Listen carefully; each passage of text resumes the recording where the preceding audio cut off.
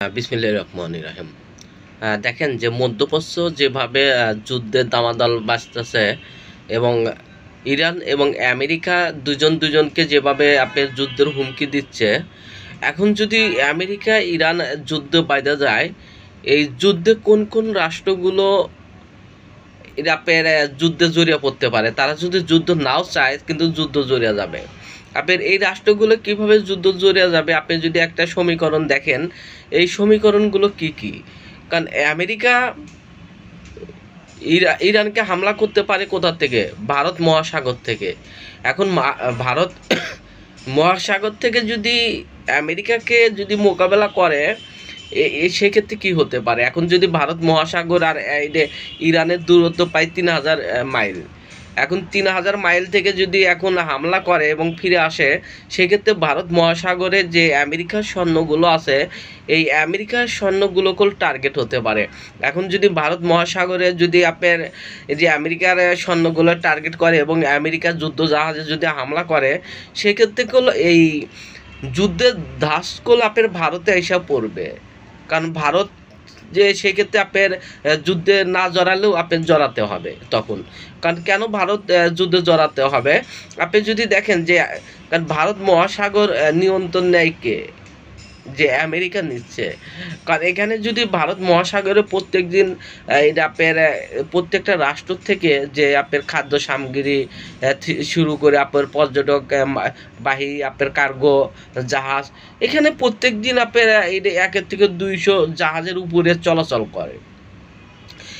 এখানে যদি আপনার এটা ভারত মহাসাগর থেকে আমেরিকা যদি ইরানে হামলা করে, এবং ইরান অবশ্যই ভারত মহাসাগরে হামলা করবে, এবং ভারত মহাসাগরে যদি হামলা করতে আসে এবং এই যে ক্ষেপণাস্ত্র হামলা হয়, সেক্ষেত্রে ভারতের ভূমিতেও ক্ষেপণাস্ত্র পড়তে পারে। এখানে ভারত যদি ইচ্ছা করলেও আপনি যুদ্ধ এড়াতে পারবে না, কারণ যুদ্ধ তাদের সামনে করতেই হবে। কারণ ভারত যদি মনে করে যে আপনার ইসরায়েল এবং শুধু ইরান এবং আমেরিকার মধ্যে যুদ্ধ সীমাবদ্ধ থাকবে, এটা ভুল কথা। আমেরিকা এবং ইসরায়েলের মধ্যে এই যুদ্ধ সীমাবদ্ধ থাকবে না। এই যুদ্ধ সীমাবদ্ধ এইটা ছড়িয়ে পড়বে ইউরোপের ভিতরেও ছড়িয়ে পড়বে, ল্যাটিন আমেরিকাতে, মেক্সিকো। দেখেন এখন যদি মেক্সিকোর থেকে যদি ইরানে হামলা করে, মেক্সিকোর যে আপনার এই যে মহাসাগর আছে, এই মেক্সিকোর মহাসাগরের থেকে হামলা করতে পারে। এখন যদি মেক্সিকোর মহাসাগর থেকে হামলা করে, তাহলে এখানে মেক্সিকোতে হামলা হবে, এখানে মেক্সিকোর মহাসাগরেতে হামলা হবে। এখানেতে আপনার লোহিত সাগরে তো হামলা হচ্ছে, এখানে হুদিরা এটা মোকাবেলা করতে পারে। এখানে হলো এরা লেবানন মোকাবেলা করতে পারে। এখানে অনেক সমীকরণ হচ্ছে, যে আরও জটিল হচ্ছে। যেমন আমেরিকা যদি ভাবে যে ইরাক বা সিরিয়া বা লেবানন যেভাবে অল্প টাইমে হামলা করছে এবং তাদের দেশের নেতাদের মনোবল ভেঙে ফেলাইছে এবং তাদের সামরিক বাহিনীকে ভেঙে ফেলাইছে। কারণ আপনার এখানে হলো ইরানের ক্ষেত্রে তা ভিন্ন। ভিন্ন কেন? কারণ ইরানের যে চারপাশে হলো আপনার পাহাড় বেশি, এখানে পাহাড়ের কারণে যদি ইচ্ছা করলে স্থল অভিযানগুলো আমেরিকার জন্য কঠিন হয়ে যাবে। এবং এখানে যদি ইরানে হামলা করতে চায়, এখন সৌদি আরব বা ইরাকের উপর আসতে হবে, সেক্ষেত্রেও একটা সমীকরণ আছে। কারণ এখানে আপনি শুধু একটা দেশ যুদ্ধ হবে না, এখানে যুদ্ধ হবে প্রত্যেকটা রাষ্ট্রের ভিতরে।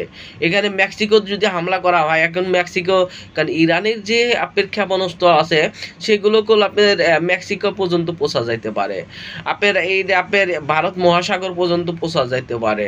এইটা আপনার, তাহলে এখানে কি বোঝা গেছে? যে যুদ্ধটা শুধু 2 রাষ্ট্রের মধ্যে হবে না, যুদ্ধটা ছড়িয়ে যাবে প্রত্যেকটা রাষ্ট্রের ভিতরে, যেটা প্রত্যেকটা মানুষ মোকাবেলা করার জন্য, এবং বিশ্ব অর্থনৈতিক, বিশ্ব ভূরাজনৈতিক এবং বিশ্ব রাজনীতিক কোন দিকে মন নিবে, সেটা বলা অনেকটাই মুশকিল। কারণ বর্তমানে যে পরিস্থিতি তৈরি হচ্ছে, যে ভারত যে ভালো থাকবে এবং ভারতের অবস্থান কি হবে, ভারত নিজেই তার ডিসিশন নিবে, তারা কখন কি করবে। সবাই ভালো থাকুন। আসসালামু আলাইকুম।